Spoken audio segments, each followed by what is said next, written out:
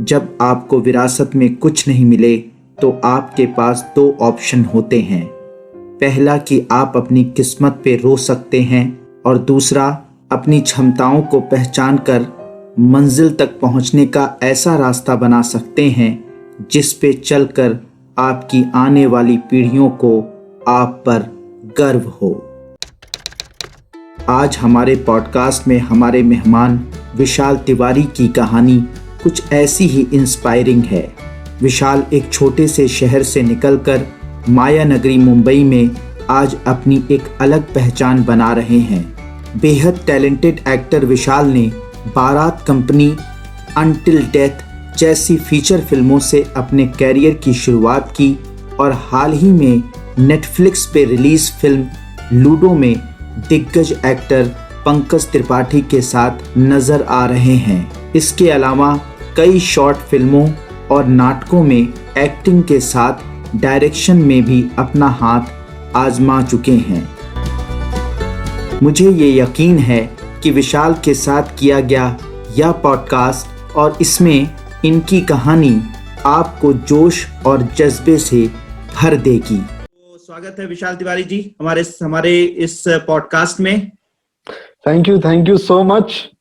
आपके सभी दर्शकों को मेरा प्रणाम जी। नमस्कार।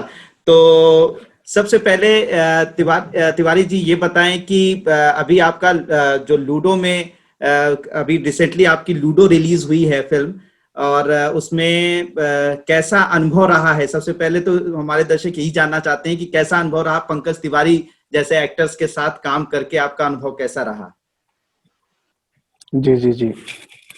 देखिए, लूडो एक ऐसा प्रोजेक्ट रहा मेरे लिए। उसमें सभी बड़े स्टार हैं और डायरेक्टर भी अपने आप में बहुत बड़े हैं। जी। हर एक्टर चाहता है कि उनके डायरेक्शन में काम करे जी। और बहुत जबरदस्त अनुभव रहा क्योंकि बहुत कुछ सीखने को मिला क्योंकि प्रोजेक्ट बड़ा था। जी। सभी बड़े लोग थे जी। काफी एजुकेटेड लोग थे, तो उनके साथ देखना, उनको ऑब्जर्व करना, जो भी टेक्निकल टीमें थी, को एक्टर जो थे, सभी लोग बहुत मजे हुए थे। तो बड़ा मजा आया उनके साथ काम करके। बहुत अच्छे। और तो ये एक यादगार अनुभव रहा है। जी। तो विशाल जी, ये आपकी शुरुआती जो एजुकेशन थी, शुरुआती जो शिक्षा हुई, शुरुआती आपका पालन पोषण कहाँ से हुआ है? बेसिकली मैं उत्तर प्रदेश में पूर्वांचल है जी। हाँ, बहुत जहाँ देवरिया जिला है एक जी। देवरिया से वहीं पे जी। तो वहीं मेरा जन्म हुआ जी। और स्कूलिंग भी मेरी यहीं पे हुई जी। मैं 12th तक यहीं पढ़ा, शिशु मंदिर तक जी। यहाँ पे फिर यहाँ से फिर मैं गोरखपुर गया जी बीकॉम के लिए। ओके। तो वहीं मेरी शुरुआत हुई थिएटर से। वहां मुझे पता चला कि अच्छा, नाटक के लिए भी लोग होते हैं और प्रॉपर एक पूरी टीम होती है, एक संस्था होती है जिसके अंतर्गत कुछ लोग इकट्ठा होते हैं, एक नाटक पढ़ा जाता है, नाटक होता है। तो वहां पे मुझे एक ग्रुप मिला, अभियान थिएटर ग्रुप। तो वहां से पता चला मुझे। तो पढ़ाई के साथ साथ मैंने थिएटर भी ज्वाइन कर लिया। ओके। तो ये बचपन से ही आपके अंदर था कि आपको इधर जाना है, इस फील्ड में जाना है, या फिर ये कहीं मतलब अपनी एजुकेशन के दौरान आपका रुझान इधर आया? सर देखिए, शौक तो बचपन से ही था क्योंकि बचपन में ही मुझे याद है जब मैं क्लास 4th में था तो श्रवण बना था मैं, और वो सिलसिला जारी रहा अभी तक है ही। तो बड़ा मजा आया मुझे वो करके कि एक हमारा फोक है बिरहा, आपने सुना भी होगा, आप भी यहीं से हैं। तो उस पे मैं सिर्फ एक्ट कर रहा था। तो पीछे बैकग्राउंड में लोग गा रहे थे और मैं एक्ट कर रहा था घूम घूम के पूरा। वो कांवर लेके जाना, स्टेज पे घूमना, पानी भरना, तीर लगना, गिरना। तो वो गांव में आज भी लोग मुझे श्रवण ही कहते हैं। अच्छा, गांव में श्रवण के नाम से ही आप मशहूर हैं। फिर ये सिलसिला अब कहीं ना कहीं अच्छा लगा था, तो फिर मैं हाँ, अभी भी लोग श्रवण कहते हैं, श्रवण बाबू, श्रवण अच्छा बाबू। अच्छा अच्छा अच्छा। तो मैं करता गया, फिर पढ़ाई होती रही, फिर सांस्कृतिक कार्यक्रमों में भाग लेता रहा मैं, करता हम्म गया, पढ़ाई होती गई होती गई। हम्म। अ, शुरुआत तो सर देखिए, मैं भी डॉक्टर ही बनना चाहता था, सच अच्छा। कहूँ तो। बिल्कुल करता था मैं। हाँ। अ, मैं बिल्कुल सांस्कृतिक कार्यक्रम करता था, चुटकुले, भाषण, 15 अगस्त, 26 जनवरी के दिन बढ़ चढ़ के कार्यक्रमों में भाग लेना, वहां पे हम्म। नाटक करना, प्ले करना, ये सब कुछ होता था। But hmm. कैरियर को लेके अभी इधर रुझान नहीं थी मेरी, इस फील्ड में कैरियर बनाऊंगा। अच्छा हुआ यूं अच्छा कि फादर के एक्सपायर होने के बाद अच्छा अच्छा हमारी आर्थिक स्थिति बहुत खराब हो गई, अच्छा। मतलब बहुत पुरान, और मतलब बहुत पहले ही मम्मी फादर गुजर आंगनबाड़ी गए। में थी, तो बहुत ज्यादा इनकम था नहीं। जी जी जी, मैं 6 में था सर, अच्छा अच्छा। तब तो बहुत ही स्ट्रगलिंग मैं फेज क्लास रहा। 6 में था। जी जी जी।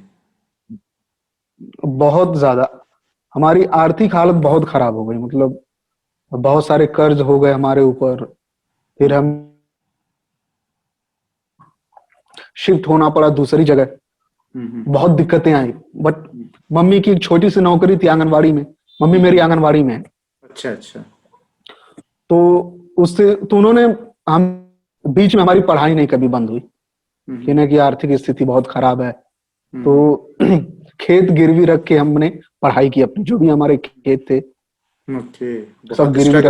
रख रख के हम हम्म पढ़ाई करते गए। फिर मैं जब थोड़ा बड़ा हुआ, मैं जब हम्म 12 पास हुआ, तो मैं हम्म गोरखपुर आया हम्म ग्रेजुएशन के लिए। तो हम्म यहाँ पे मैं शाम के टाइम बच्चों को पढ़ाता था। तो उससे जो पैसे आते थे, तो अपना खर्चा, हमारे स्कूल का खर्चा, जो भी फीस वगैरह होती थी मेरी, वहाँ रूम लेके मैं रहता था गोरखपुर में, तो वहां पे मैं देता था। हम्म। अब वो जो एक सपना था कि स्वाभाविक सी बात है, हमारी शिक्षा बहुत महंगी है, बिल्कुल। और जिसके कारण वो ख्वाब मेरा अ- अधूरा रह गया। हम्म। तो फिर सोचा कि क्या करें।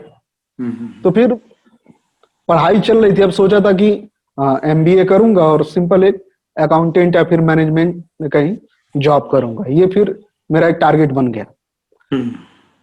बट वो जो परफॉर्मेंस वाला कीड़ा था, वो अंदर था मेरे। तो एक दिन अचानक मैं एक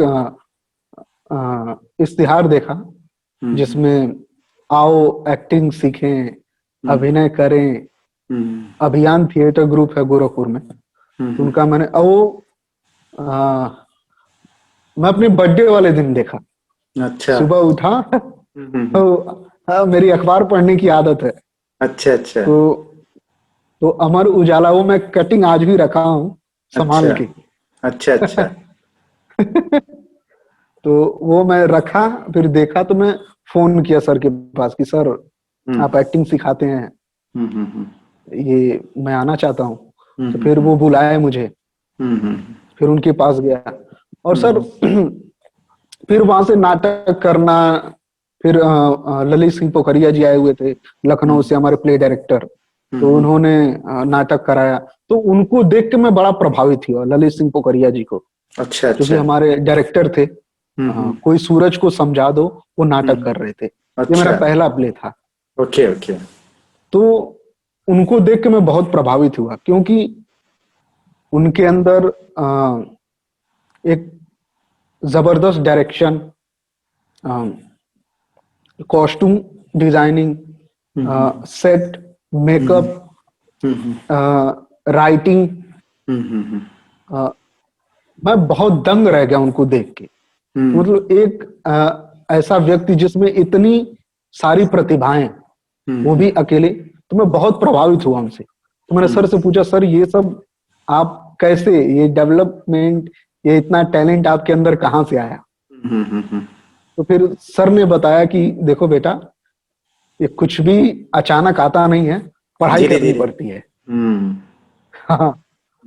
तो फिर मैं उनसे पूछा, सर कि क्या मैं बिल्कुल चाहता हूँ सर कुछ आपके जैसा बनना। तो बोले मेरे जैसा नहीं, तुम विशाल हो, विशाल बनो।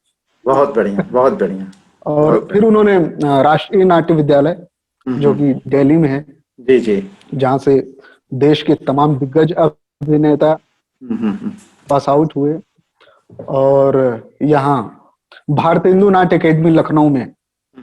तो राष्ट्रीय नाट्य विद्यालय में तो मेरा नहीं हुआ, उसी वर्ष मेरा यहाँ भारतेंदु नाट्य अकेडमी में हो गया। अच्छा अच्छा, तो मैंने यहाँ ज्वाइनिंग ले ली। ओके। ये लखनऊ में है शायद? जी जी जी जी, अच्छा गोमती अच्छा, नगर। गोमती नगर में, हाँ मैंने देखा है वो। जस्ट वो जी मॉल के सामने है वो। जी जी जी, वहाँ आप पास में है, काफी पास है। हाँ काफी पत्रकार पास में फोरम है। आप देखेंगे। जी जी जी जी। जी। तो बहुत ही मतलब तो ये रहा कि ये हमारे जो दर्शक हैं उनके लिए बहुत ही इंस्पायरिंग स्टोरी है आपकी, कि बहुत ही ज्यादा बचपन में आपके पिताजी के गुजर जाने के बाद माँ बहुत ही छोटी सी नौकरी में उन्होंने आप लोगों को पाला पोसा बड़ा किया, और आपने बहुत ज्यादा स्ट्रगल किया। ये बड़ा इंस्पायरिंग है मेरे दर्शकों के लिए जो इस वक्त आपको देख रहे हैं। वाकई में कोई भी चीज जब बड़ी बनती है तो उसके पीछे की कहानी सबसे ज्यादा इंपॉर्टेंट होती है, और आपकी कहानी काफी इंस्पायरिंग है। मेरे जब मैं आपकी बात सुन रहा था तो मैं खुद बहुत ही ज्यादा सिहर गया कि देखिए कितना स्ट्रगल आपने किया, या कोई भी जो बड़े महान लोग बनते हैं वो स्ट्रगल करके ही बनते हैं।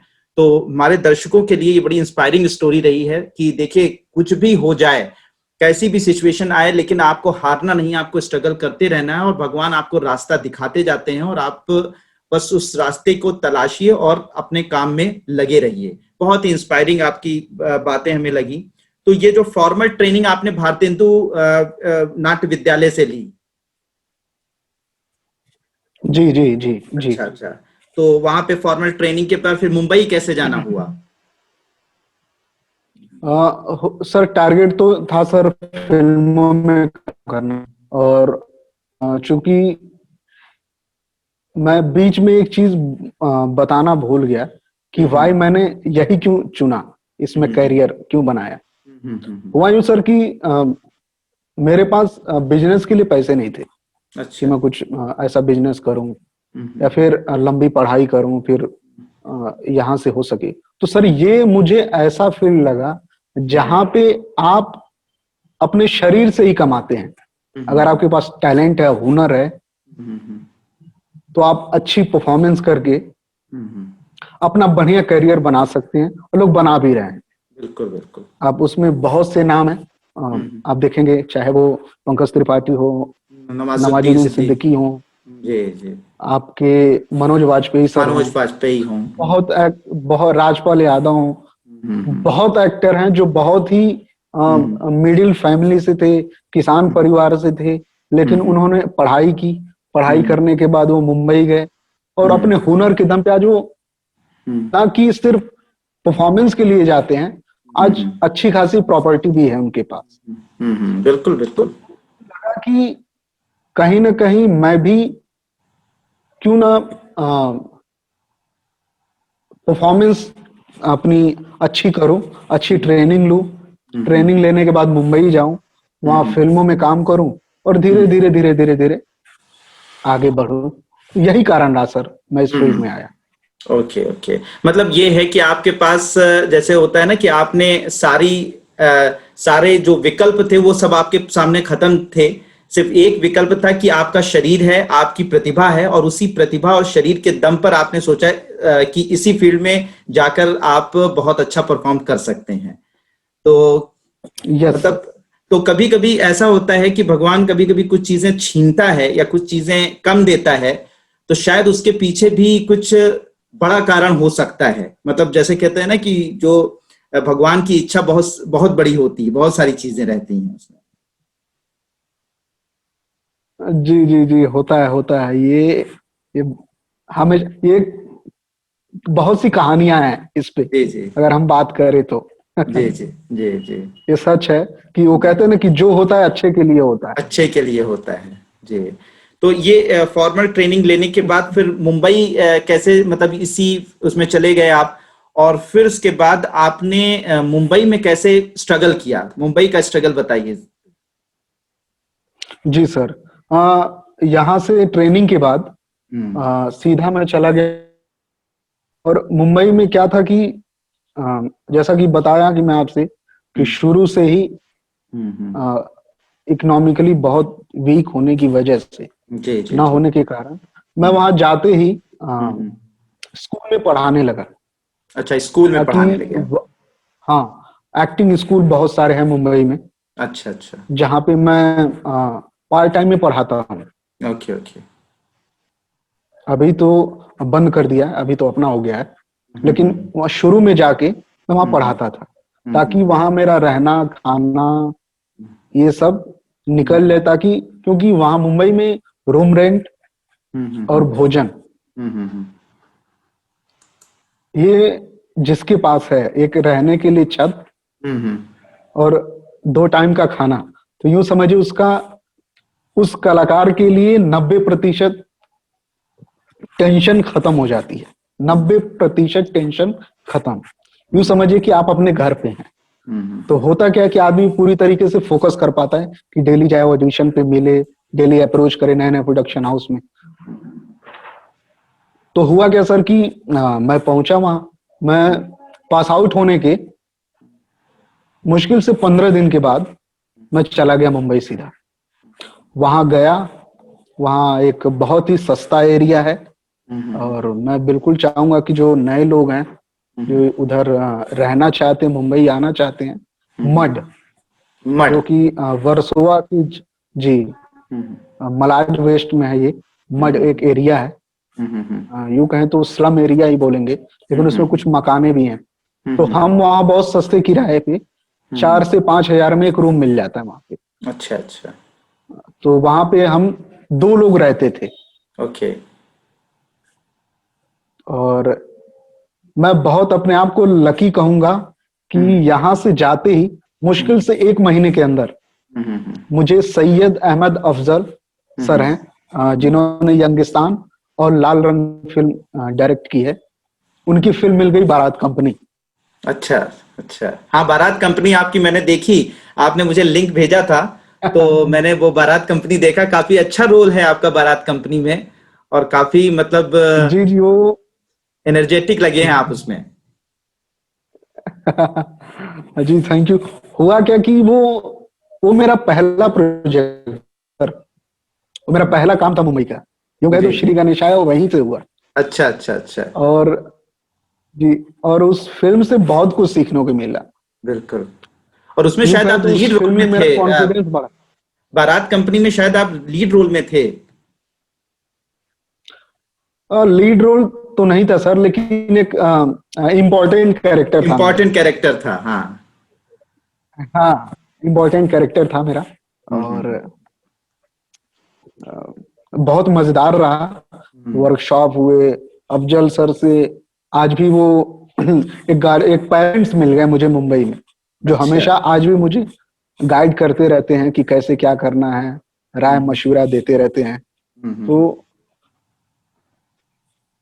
उन्हीं के थ्रू मुझे आइडिया आया, अपना अफजल सर के थ्रू, कि तुम क्यों ना अपना एक क्लासेस वर्कशॉप ले रहे हो, एक्टिंग वर्कशॉप, या फिर अपना एक ग्रुप डालो तुम भी। एक दिन बैठे बैठे बातें हो रही थी, तो फिर मैंने अपना शुरू किया, अपना थिएटर ग्रुप खोला जिसका नाम वर्कर्स थिएटर ग्रुप है। और फिर मैंने स्कूलों में पढ़ाना बंद कर दिया सर। अच्छा। क्योंकि अपना एक फिक्स टाइम हो गया मॉर्निंग में। मैं अपना ही बस सुबह 2-3 घंटे बच्चों को पढ़ाता हूँ, जिससे अपने खर्चे निकल आते, रहना खाना, और फिर टेंशन भी नहीं होता। फिर अपना ऑडिशन देना, लोगों के पास जाना, काम मांगना, फिर ये सिलसिला चल रहा है।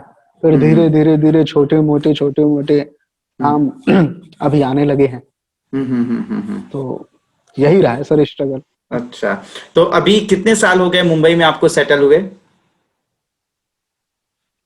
मुझे मुंबई में ये साल तो मैं काउंट ही नहीं करूंगा।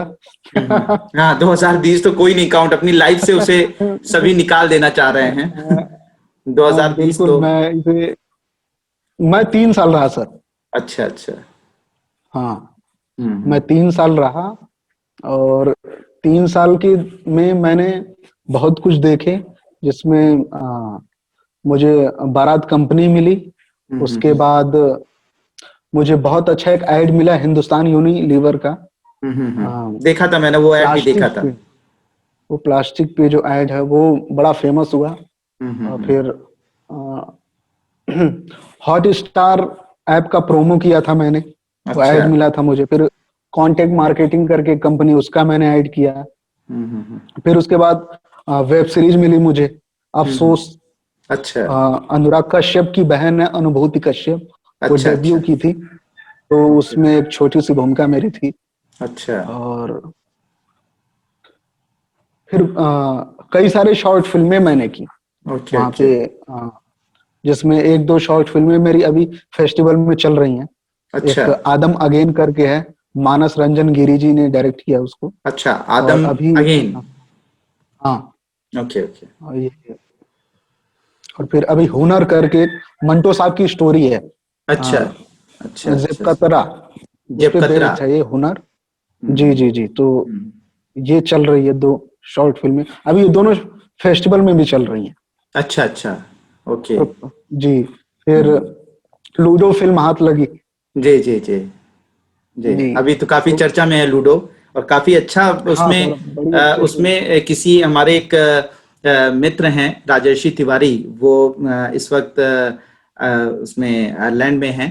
तो आयरलैंड में उन्होंने वो फिल्म देखी, और उसके बाद देखने के बाद कहा कि ये तो मतलब ये फिल्म के डायरेक्टर का कमाल था कि उन्होंने 4 फिल्मों को एक में शामिल कर लिया, वरना कोई नॉर्मल डायरेक्टर होता तो उस एक फिल्म से 4 फिल्में बना देता। उन्होंने बड़ा अच्छा कमेंट किया था। तो हाँ, नहीं तो दे, उनका कमेंट मुझे बड़ा अच्छा लगा कि उसमें मतलब वाकई में वो जो कलाकार, उसमें बहुत सारी स्टोरीज एक साथ चल रही होती हैं, और उसमें आपकी भी परफॉर्मेंस है, देखा मैंने उसको। और सुना काफी कुछ रोल आपके कट भी किए गए, उसमें एडिट भी किए गए, वरना और भी अच्छी तरीके से उसमें रोल निखर कर आपका आता। जी सर, जी सर, ये हुआ। खैर, ये तो शुरुआती प्रक्रिया है, होता रहता नहीं नहीं नहीं, है। ठीक है, वो भी जरूरी है, वो भी जरूरी है, बहुत कुछ सीखने को मिलता है चीजों से। तो अभी आपका वहां पर स्कूल है, एक ड्रामा स्कूल है आपका मुंबई में। जी जी जी सर। अच्छा, तो किस नाम से है वो स्कूल? अभी आपने शायद बताया था। देखिए, ग्रुप का नाम है वर्कर्स थिएटर ग्रुप। अच्छा अच्छा। जी जी।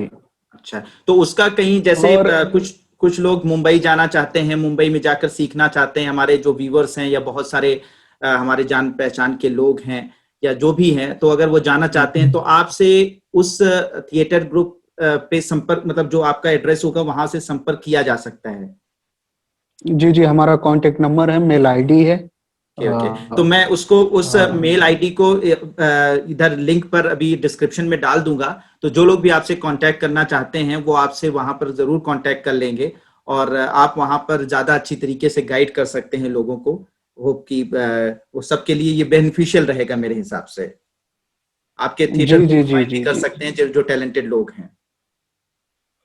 Yes yes yes. जी जी।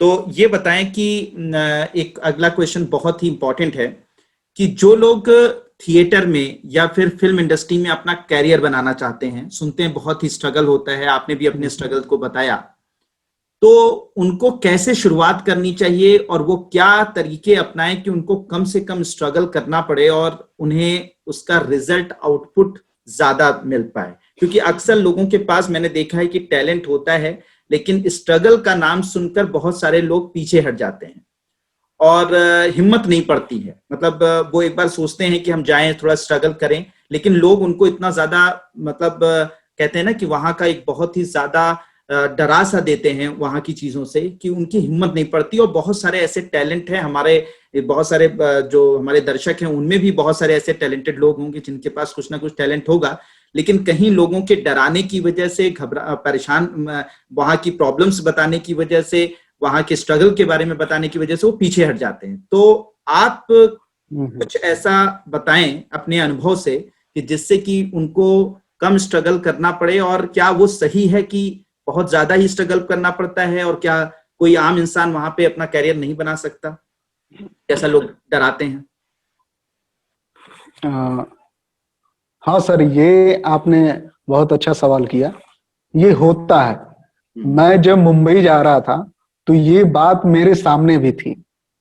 इस तरह के प्रश्न मेरे सामने भी थे कि मुंबई में कैसे रहा जाए, कैसे काम मिलेगा, कौन आपकी हेल्प करेगा। और ये बहुत बड़ा सवाल है। ये डरा देता है। कई लोग हताश होकर वापस चले आते हैं। कुछ लोग तो हिम्मत ही नहीं कर पाते। जी जी जी। तो सर मैं एक चीज कहूंगा इस बात पे कि देखिए, स्ट्रगल के सबके अलग अलग हैं। मेरा स्ट्रगल अलग है, हो सकता है मेरे साथ वाले का स्ट्रगल कुछ और हो, तीसरे का कुछ और हो। और स्ट्रगल क्या है कि काम न मिलना, कि आपको काम आता है और आपको मौके नहीं मिल रहे हैं, एक ये स्ट्रगल हो गया। एक हो गया कि कुछ नहीं आ रहा है और आप अपने पैसे पे काम लेते जा रहे हैं, फिर आगे चल के फेल हो गए। भाई आपको ने अवसर तो मिला, सब कुछ लगा दिया, पैसे थे, आपने सब कुछ ले लिया, लेकिन आपको काम ही नहीं आता है। तो फिर आप कैसे उसको हैंडल करेंगे? एक ये स्ट्रगल हो गया। एक हो गया वहां रहना खाना। ठीक है, सब कुछ है आपके पास, एक टाइम है, एक आपने माहौल बनाया कि ठीक है, आप नाटक किए, थिएटर स्कूल, ड्रामा स्कूल में गए, वहां से आप पहुंचे और वहां पहुंचे मुंबई, रह रहे हैं, आपका लिंक ही नहीं है कुछ। तो मैं एक चीज कहूंगा, तो सर ये सारे इस तरह के बहुत सारे उदाहरण मिलेंगे स्ट्रगल के, कि और क्या क्या स्ट्रगल होता है। हो सकता है कोई कुछ और बताए। तो जो अमूमन मैंने देखा है कि ये 3-4 तरह के फेज। कुछ लोग होते हैं बहुत टैलेंटेड होते हैं, बट उनके पास पैसा नहीं है कि वो मुंबई में टिक पाए और वेट करें कि कहीं उनको मौका मिले। तो उन्हें फैमिली प्रेशर में वापस आना पड़ता है। तो ऐसे बहुत से रीजन है। तो सर मैं ये एक चीज कहूंगा कि मुंबई में कोई सिखाता नहीं है, वहां सिर्फ आपसे काम लिया जाता है। ओके। आपको कोई नहीं सिखाएगा कि आइए ये लाइन ऐसे बोलिए, क्योंकि एक लाइन बोलने के लिए 1000 खड़े होते हैं। तो वहां पे कोई आपको बिल्कुल ये नहीं सिखाएगा कि ये स्क्रिप्ट है, लीजिए और इसको ऐसे बोलिए। कोई नहीं सर। आपको तैयार होना होगा। तैयार होने का मतलब आप पूरी ट्रेनिंग के साथ जाइए। आप बिल्कुल नाटक कीजिए, एक्टिंग स्कूल जाइए, ड्रामा स्कूल जाइए, वहां से आप पूरी तैयारी के साथ मुंबई जाइए, ताकि आप ऑडिशन में, या फिर अगर आपको अचानक भी या फिर किसी के थ्रू कोई रिकमेंड करके भी अगर आपको मौका दिलाता है, तो आप उसे, उसमें आप फेल ना हो, आप उसे कर जाएं। बिल्कुल। अगर आप मौके को अगर आप भुना नहीं पाते हैं, क्योंकि मौके बार बार नहीं मिलते। बिल्कुल। तो मैं कहूंगा कि प्लीज आप बहुत ही तैयारी के साथ आए मुंबई। कहीं फॉर्मल ट्रेनिंग वगैरह लेकर आए। Yes yes yes. दूसरी बात सर, पढ़ाई जरूर करें। मैं एक चीज कहूंगा, लोग समझते हैं कि अरे ये तो एक्टिंग की फील्ड है, डायलॉग ही तो बोलना है, तो लोग पढ़ाई नहीं करते। मैं जब इस फील्ड में आया, मुझे एहसास हुआ कि नहीं, जितना नॉलेज हमारा होगा, जितना मैं इस फील्ड के बारे में या फिर दुनिया के बारे में जितना जानूंगा, मेरी परफॉर्मेंस उतनी बेहतर होगी, और हो रही है। ये सच भी है। बहुत अच्छी बात आपने कही। देखिए, नॉलेज जो होती है और एजुकेशन जो होती है, वो सिर्फ आपके सिर्फ एक नौकरी या एक मतलब एक तरीके से इनकम कमाने के लिए या किसी नौकरी के लिए ही सीमित नहीं होनी चाहिए। नॉलेज जो होती है, एजुकेशन हर जगह काम आती है, चाहे आप एक्टिंग में जाएं, चाहे कहीं पर। तो आपने ये बहुत ही अच्छी और बहुत ही अलग बात कही। अभी तक मैंने बहुत लोगों के इंटरव्यू देखे, लेकिन ये चीज बहुत कम लोग मेंशन करते हैं कि एजुकेशन आपकी बहुत अच्छी होनी चाहिए। ये बहुत बढ़िया आपने बात कही जी। और सर एजुकेशन के देखिए, मैं एक अपना ही छोटा सा उदाहरण दूंगा। कोई फैमिली का सपोर्ट नहीं है जी जी। ऐसा नहीं कि करना नहीं चाहता है कोई, है हैसियत ही नहीं है कि करें क्या। बिल्कुल। तो यहाँ मेरा नॉलेज ही काम आया मुंबई में। बिल्कुल। अगर मैं पढ़ा नहीं होता तो मैं जाके स्कूल में पढ़ा नहीं पाता। बहुत अच्छी बात, बहुत अच्छी, सही बात। और न मैं मुंबई में टिक पाता। बिल्कुल। तो वही मेरी तो कहीं ना कहीं ये इकोनॉमी, पैसा मेरे लिए सबसे बड़ा एक स्ट्रगल है। बिल्कुल। कि मैं मुंबई में टिक सकूं, रह सकूं। अब रहूंगा तभी तो जाऊंगा ऑडिशन देंगे, तभी तो जाऊंगा किसी से मिलने। बिल्कुल सही, बिल्कुल सही। और ये पैसे की प्रॉब्लम कहाँ सॉल्व हो रही है? नॉलेज से। बिल्कुल। हाँ, कम से कम एक्टिंग में नहीं आप पढ़ा पा रहे हैं तो किसी को ट्यूशन तो पढ़ा सकते हैं। हाँ, जिससे मेरा खर्चा निकल जा रहा है। और देखिए, पढ़ाते पढ़ाते मेरा 2-3 साल हो गए मैं पढ़ाता हूँ। और मैं 10 से 15 दिन पढ़ाता हूँ महीने में, ज्यादा मैं 30 दिन नहीं पढ़ाता हूँ। मैं 12 दिन पढ़ाता हूँ सर। हफ्ते में 3 दिन की क्लास होती है मेरी, 2 घंटे की। अच्छा। बाकी की जो मेरे 15-18 दिन होते हैं, मैं इंडस्ट्री के लिए भागता हूँ, ऑडिशन देता हूँ, मिलता हूँ लोगों से, बातें करता हूँ, अपने काम दिखाता हूँ, मीटिंग्स वगैरह होती हैं। और ये दोनों मेरा साथ साथ चल रहा है, नाटक भी, सिनेमा भी। तो ये जो स्ट्रगल है मेरा, ये पूरा नॉलेज पे ही बेस्ड है। अगर नॉलेज नहीं होता तो मैं आज न मुंबई में टिक पाता, न कहीं नौकरी कर रहा हूँ। बहुत अच्छा। तो मैं जरूर कहूंगा कि आपको दूसरों से नहीं डरना है कि दूसरे का स्ट्रगल क्या था। सबका अलग अनुभव है, सबका अलग स्ट्रगल है। आप देखिए आपकी वीकनेस क्या है, आपका स्ट्रेंथ क्या है। आप उस दोनों को समझिए, फिर आप मुंबई आइए और आप देखिए। और मुंबई आने से पहले तैयार होके आइए। यहाँ ये मत सोचिएगा कि मुंबई जाके बन जाऊंगा। यहाँ बने हुए चीजों को लोग सेलेक्ट करते हैं, क्योंकि यहाँ पैसे मिलते हैं काम के। तो कोई आपको सिखाएगा थोड़ी ना। फटाफट आदमी शूट करता है, या फटाफट शूट होता है, तो लोग यहाँ सिखाएंगे नहीं। टाइम नहीं है वो ट्रेनिंग के लिए। अपना पैसे दे रहा तो उसको काम चाहिए, भाई ये स्क्रिप्ट है जी, तैयार करो, ऑडिशन दो। ये तो आप तैयार होके ही आइए, वरना बहुत स्ट्रगल है आपके लिए। बहुत अच्छा, बहुत अच्छा। तो अभी आपके इंस्टीट्यूट में कौन कौन से आप प्रोग्राम्स चलाते हैं? जो आपने अपना इंस्टीट्यूट डाला है वहां पे कौन कौन से प्रोग्राम चलाते हैं?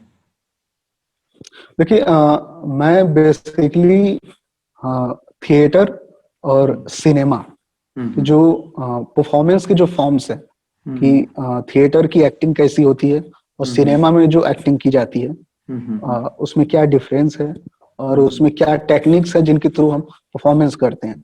तो हम ये दोनों ट्रेनिंग साथ में करते हैं। जो भी हमारे यहाँ जो स्टूडेंट्स हैं उनको हम दोनों ट्रेनिंग देते हैं कि और ट्रेनिंग देने के साथ साथ हम स्टेज शो भी कराते हैं उनसे, ताकि उन्हें एक प्रैक्टिकली अनुभव मिल सके। हम थियोरी पढ़ाते फिर उसको प्रैक्टिकली एक शो करते हैं, और मुंबई में ही हम शो करते हैं। Okay okay. तो हम एक, हाँ जी सर। तो आगे आपके मतलब ये तो आपका अभी तक जो रहा, आपने बताया कि यहाँ पे आपने परफॉर्म किया, अभी आपने स्कूल एक खोला है, एक एक्टिंग स्कूल खोला है, वहां पे कर रहे हैं। आगे आपका फ्यूचर प्लान क्या है? मतलब कौन कौन से फ्यूचर प्रोजेक्ट आपके हैं और आपका पर्सनल फ्यूचर प्लान क्या है इस फील्ड में मुंबई में आफ्टर कोरोना? डेफिनेटली 2-3-4 महीने बाद जब कोरोना की स्थिति सही होगी, जी जी जी, के बाद क्या फ्यूचर प्लान्स हैं आपके? जी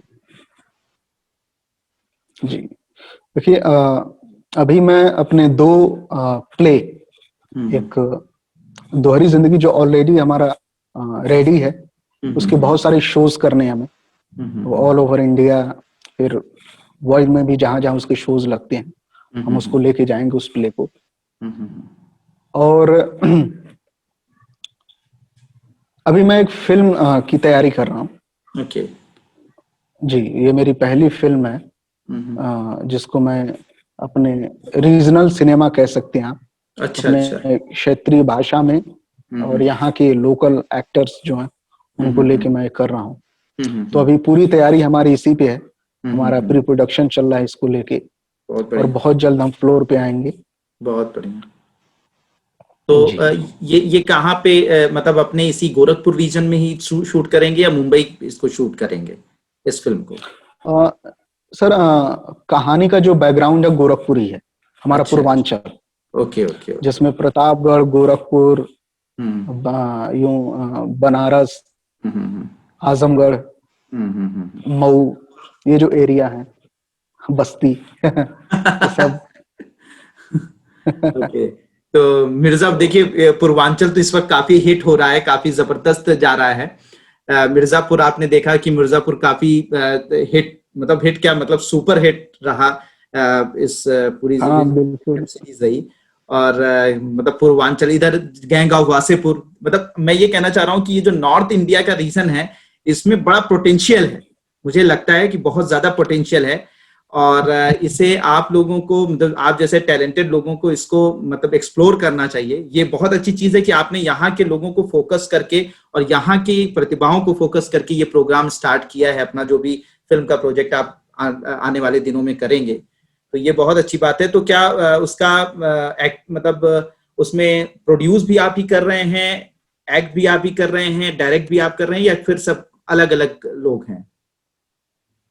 सर नहीं, पूरी टीम है हमारी, अच्छा अच्छा। हमारे कई लोग हैं, हम्म और मैं, स्टोरी मेरी है, hmm. Screen play dialogue Pranav Tiwari हैं, वो लिख रहे हैं, अच्छा अच्छा और अच्छा। डायरेक्शन मेरा है, अच्छा। डायरेक्शन मैं दे रहा हूँ इसमें, ओके ओके। और डीओपी, एडिटर, हम्म। फाइनेंसर, और बेसिकली हम ये क्राउड फंडिंग पे ही बना रहे हैं।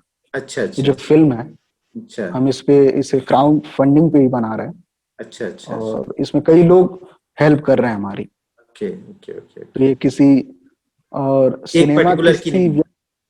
नहीं है, हाँ हाँ। टीम है, टीम है, कई टीम। लोग हैं। अच्छा हाँ, अच्छा। नहीं तो कई लोग हैं। तो जी जी। इसकी शूटिंग वगैरह कब से स्टार्ट कर देंगे आप? हम सर ये दिसंबर सेकेंड वीक अच्छा। से हमारी प्लानिंग है शुरू करने की। जी ओके ओके। तो ये एक पूरी फीचर फिल्म होगी? जी सर, ओके ओके, ये बहुत बढ़िया। फीचर फिल्म बहुत। है, और हम्म। तो अच्छा, इसमें एक बड़ा अभी बहस जब से सुशांत सिंह राजपूत का जब एक हुआ था, एक इवेंट, मतलब जो एक्सीडेंट हुआ था, तो सुशांत सिंह राजपूत जी के जी। सुसाइड के बाद एक बहुत बड़ी मांग उठने लगी थी कि बिहार और यूपी के लोगों के साथ, बिहार यूपी के लोग जब इतने टैलेंटेड हैं तो वो मुंबई में क्यों जाकर स्ट्रगल करें, क्यों ना बिहार और यूपी में ही फिल्म इंडस्ट्री कोई ऐसी, मतलब बॉलीवुड की तरीके से कोई इंडस्ट्री बनाई जाए जहां पर ये लोग सारे के सारे लोग एब्सॉर्ब हो जाएं, क्यों वहां पर जाकर स्ट्रगल करें? तो क्या आप यहाँ पर वो पोटेंशियल देखते हैं, और क्या यहाँ पर यूपी बिहार में यहाँ के लोगों के लिए फ्यूचर, मतलब बॉलीवुड जैसा, मतलब वैसे तो लोकल रीजनल फ्यूचर तो है ही, रीजनल फिल्में भी बनती हैं, लेकिन रीजनल फिल्मों के साथ साथ क्योंकि बहुत टैलेंटेड लोग हमारे, देखिए आप चाहे किसी को उठा लीजिए, यूपी बिहार से ही बिलोंग करते हैं, चाहे पंकज त्रिपाठी को देख लीजिए, नवाजुद्दीन सिद्दीकी को देख लीजिए, मनोज वाजपेयी को देख लीजिए, तो सभी यहीं से जाते हैं। तो जब इतने टैलेंटेड एक्टर हैं तो हम क्यों ना बॉलीवुड जैसा कुछ यहाँ पर क्रिएट नहीं कर सकते? क्या उसमें हर्डल्स हैं, क्या प्रॉब्लम्स हैं, और क्या ये फ्यूचर में पॉसिबल हो पाएगा कि यहाँ पे कुछ ऐसा डेवलप किया जा सके, ऐसा बॉलीवुड जैसा कोई इंडस्ट्री डेवलप की जा सके? बिल्कुल सर, बहुत स्कोप है, और उत्तर प्रदेश में बहुत कुछ हो सकता है, हम्म क्योंकि यहाँ की जनसंख्या बहुत ज्यादा है, हम्म और विविधताएं बहुत है यहाँ पे, हम्म अ, चाहे वो धर्म को लेके हो, चाहे हम्म फिर कल्चर को लेके हो, हम्म या फिर देखा जाए तो बोली को लेके हो, हम्म हर तरह से बहुत ज्यादा स्कोप है यहाँ पे। हम्म और यूपी बिहार के लोग क्यों मुंबई जाते हैं, इसके पीछे कारण भी यही है सर, कि यहाँ फिल्म इंडस्ट्री नहीं है।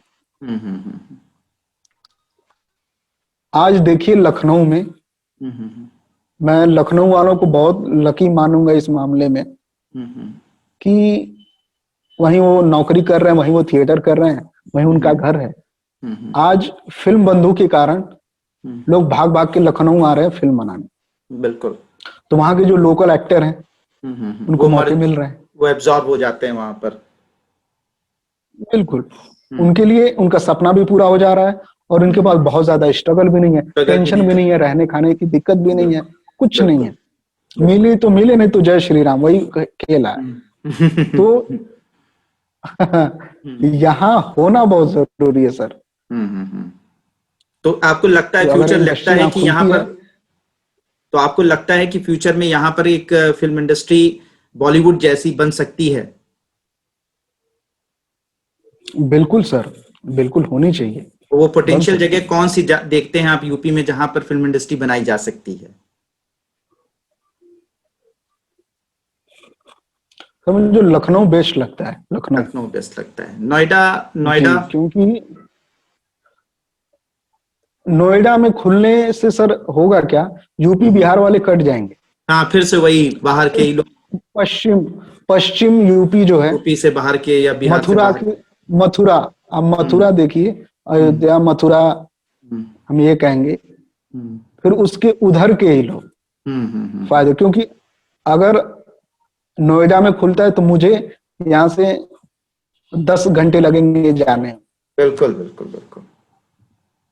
तो फिर वही दिक्कत, रूम लेना, ये जी जी जी। ये लखनऊ क्या है, सेंटर में है सर, सबके लिए आसान है। कोई भी 4 से 5 घंटे में लखनऊ पहुंच सकता है, चाहे वो यूपी से हो, चाहे वो बिहार से हो। जी जी। तो वो मुझे लगता है ये बेस्ट जगह थी। बिल्कुल। बट अभी सुनने में आ रहा है वहां खुल रही है। हमके खुले, कहीं खुले, मैं तो चाह रहा हूं पहले खुले। सही बात है। तो ये एक और सवाल मेरे जहन में है कि ये जो वेब सीरीज का फ्यूचर आप क्या देख रहे हैं? जिस तरीके से अभी कोरोना ने वेब सीरीज को काफी, वैसे वेब सीरीज पहले भी बहुत ज्यादा हिट हो रही थी, लेकिन कोरोना जैसे समय ने, कोरोना काल ने वेब सीरीज के फ्यूचर को मुझे लगता है कुछ ज्यादा ही ब्राइट कर दिया है। तो वेब सीरीज का फ्यूचर आप कैसे देखते हैं? क्या ये बेसिक फिल्मों की जगह ले पाएगी, फीचर फिल्मों की जगह ले पाएगी, या फिर मतलब ये अपना अलग चलेगी और ये पैरेलल फीचर फिल्में अलग चलेंगी? जी सर, इसने एक नया रूप तो लिया ही है। पहले इतना क्रेज नहीं था लोगों में कि web series web series web series. अभी जहां देखिए वहां लोग सिर्फ वेब सीरीज का ही नाम ले रहे हैं। तो सबका अपना महत्व है सर। यहाँ पे ऐसा नहीं है कि सिनेमा फिल्म होती है। वो जो मजा पर्दे का है वो फोन में या फिर टीवी पे नहीं है। सही बात। क्योंकि अगर सिनेमा घरों में, मुझे नहीं लगता कि सिनेमा घरों में कभी वेब सीरीज रिलीज होगी। मुझे तो नहीं लगता। कौन 10 घंटे की सीरीज लगाएगा? मुझे नहीं लगता कभी हो सकता है। और वेब सीरीज देखिए सर, एक चक्र होता है। ये वो कि सीरीज क्या है, आजकल लोग बहुत फास्ट हो गए। सब लोग फोन, सब फोन है रास्ते में। वेब सीरीज का क्या है कि 20 मिनट, 25 मिनट, 40 मिनट, तो हो क्या रहा है कि एक छोटी सी घटना वो देख लेते हैं 20 मिनट में। अच्छा चलो इतना हो गया, चलो फिर अपना काम किए, फिर फ्री हुए, चलो फोन निकाल लिए, अपना देखते हुए चले गए 20-15-20 मिनट। अच्छा फिर, तो ये कहीं ना कहीं कम समय में ज्यादा इंटरटेनमेंट हो रहा है। और ये वेब सीरीज में ही हो रहा है। सही बात। सीरियल्स भी है लेकिन वो चीज नहीं है उसमें, क्योंकि वो मुझे लगता है कि वेब सीरीज को, आपको इंटरप्ट कर रहा हूं, कि वेब सीरीज को सबसे ज्यादा जो पॉपुलर बनाया है ना, वो भी आप जैसे टैलेंटेड एक्टर्स ने, आप जैसे टैलेंटेड लोगों ने ही बनाया है। मतलब कोई भी मेन जो कह सकते हैं जो स्टारडम, जैसे शाहरुख खान है या सलमान खान है या जो भी मतलब एक बड़े स्टार्स हैं, उन्होंने वेब सीरीज को तो नहीं हिट किया। हिट ये एक अपॉर्चुनिटी भी तो दे रहा है वेब सीरीज की। जो टैलेंटेड लोग हैं उनको बहुत मौका दे रहा है कि वो अपने टैलेंट को दिखा पाए। वरना तो लोग जो हैं वो फिल्म वो तो हमेशा स्टार को ही देख रहे थे, स्टार की फिल्में देख रहे थे। लेकिन अब रियल एक्टिंग, मुझे लगता है कि वेब सीरीज ने रियल एक्टिंग को लोगों के सामने प्रेजेंट किया है कि जो रियल एक्टर्स हैं, मतलब जिनको देखने पे मतलब आप अपने आप को उनसे कनेक्ट कर पाते हैं। तो वो वेब सीरीज ने एक बहुत बड़ा प्लेटफॉर्म मेरे हिसाब से दिया है इस फिल्म इंडस्ट्री को। और आप जैसे टैलेंटेड एक्टर्स को जो जगह मतलब एक आपको टैलेंट दिखाने का जो मौका भी दिया है वो शायद उसी ने दिया है। तो इस तरीके से मैं इसे काफी बेहतर मानता हूं। आपकी क्या राय है इसमें? नहीं, आपकी बात बिल्कुल सही है और ये सच है कि सिनेमा में यूं कहे तो हमारी जो छोटे शहरों से जो एक्टर आते हैं, आम आदमियों की तरह देखने वाले, उनको बड़ा कम मौका मिलता है। ये तो सच है। ये चीज वेब सीरीज ने खारिज कर दी है। इसमें सभी को मौका मिल रहा है और अवसर बहुत हो गए हैं सर। अभी अवसर बहुत ज्यादा बढ़ गए हैं। तो आपको अगर आपके पास अच्छा टैलेंट है, पढ़े लिखे हैं, समझदार हैं, हम्बल हैं, तो मौके आपको मिल रहे हैं। और ये वेब सीरीज ने बहुत से नए लोगों को स्टार बना दिया। बहुत सही बात। और मुझे लगता है वेब सीरीज अभी लंबा चलने वाला है, बहुत लंबा चलेगा ये। अब बहुत बड़ा एक मार्केट बन चुका है। बिल्कुल, मतलब आपका कहना है कि वेब सीरीज और फीचर फिल्म जो होंगी वो पैरेलल चलेंगी। फीचर फिल्म की जगह जो है वेब सीरीज नहीं ले सकती, वेब सीरीज की जगह फीचर फिल्म्स नहीं ले सकती हैं, नहीं ले सकती हैं। दोनों पैरेलल चलेंगी और काफी लंबी चलेंगी। Yes yes yes. तो विशाल जी, आप ने बहुत सारी बातें हमें बताई, बहुत सारा नई जानकारियां हमें दी, और मुझे बहुत यकीन है कि हमारे जो व्यूअर्स हैं, हमारे जो लोग हैं, जो कि हमारे सब्सक्राइबर्स हैं, उन्हें आपसे आपके जो स्ट्रगल रहा, आपकी चीजें रही, आपकी जो अनुभव रहा फिल्म इंडस्ट्री का, उससे बहुत कुछ सीखने का मौका मिला होगा और बहुत कुछ उन्होंने जाना होगा फिल्म इंडस्ट्री के बारे में। आगे भी मुझे यकीन है कि अगर लोगों ने कमेंट किया और सारी चीज किया तो मैं आपको फिर से इनवाइट करूंगा। आपके जो नई फीचर फिल्म आने वाली है उसके रिव्यू के साथ में, उसके रिव्यू करने के लिए, उसके बारे में जानने के लिए मैं एक बार फिर से आपको इनवाइट करूंगा।